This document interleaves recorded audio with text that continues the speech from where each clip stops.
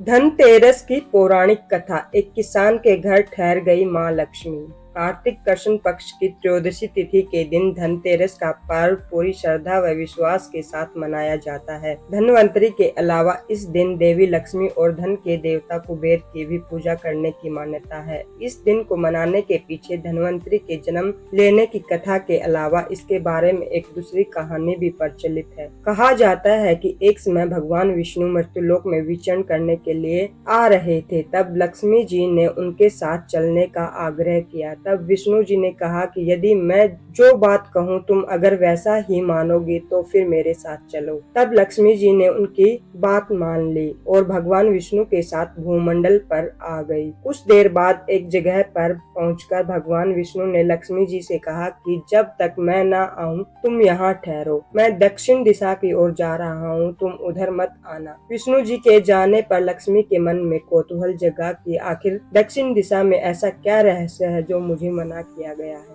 और भगवान स्वयं चले गए। लक्ष्मी जी से रहा न गया और जैसे ही भगवान जी आगे बढ़े लक्ष्मी जी भी पीछे पीछे चल पड़े। कुछ ही दूरी पर जाने पर उन्हें सरसों का एक खेत दिखाई दिया जिसमें खूब फल फूल लगे हुए थे। सरसों की शोभा देखकर वह मंत्रमुग्ध हो गई और फूल तोड़कर अपना श्रृंगार करने के बाद आगे बढ़ी। आगे जाने पर एक गन्ने के खेत में लक्ष्मी जी गन्ने तोड़कर रस चूसने लगी। उसी क्षण विष्णु जी आए और यह देख लक्ष्मी जी पर नाराज होकर उन्हें श्राप दे दिया कि मैंने तुम्हें इधर आने को मना किया था पर तुम न मानी और किसान की चोरी का अपराध कर बैठी। अब तुम इस अपराध के जुर्म में इस किसान की 12 वर्ष तक सेवा करो। ऐसा कहकर भगवान उन्हें छोड़कर क्षीर सागर चले गए। तब लक्ष्मी जी उस गरीब किसान के घर रहने लगी। एक दिन लक्ष्मी जी ने उस किसान की पत्नी से कहा कि तुम स्नान कर पहले मेरी बनाई गई इस देवी लक्ष्मी का पूजन करो, फिर रसोई बनाना, तब तुम जो मांगोगी मिलेगा। किसान की पत्नी ने ऐसा ही किया। पूजा के प्रभाव और लक्ष्मी की कृपा से किसान का घर दूसरे ही दिन से अन्न धन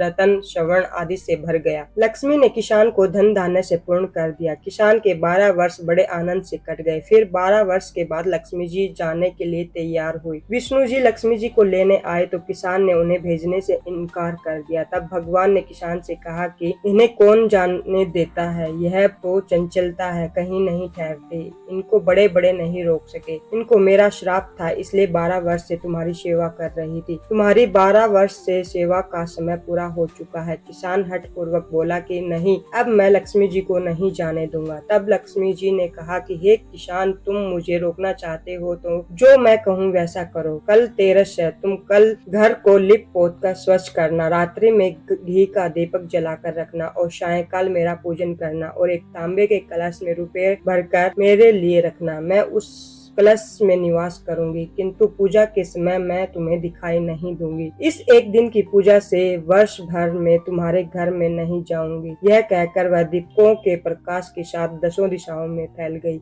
अगले दिन किसान ने लक्ष्मी जी के कथा अनुसार पूजन किया। उसका घर धन धान्य से पूर्ण हो गया। इसी वजह से हर वर्ष तेरस के दिन लक्ष्मी जी की पूजा होने लगी। तो दोस्तों, कैसी लगी आपको यह धनतेरस की कहानी? अगर आपको यह वीडियो अच्छी लगी हो तो वीडियो को लाइक करें, शेयर करें, चैनल को सब्सक्राइब करना न भूलें।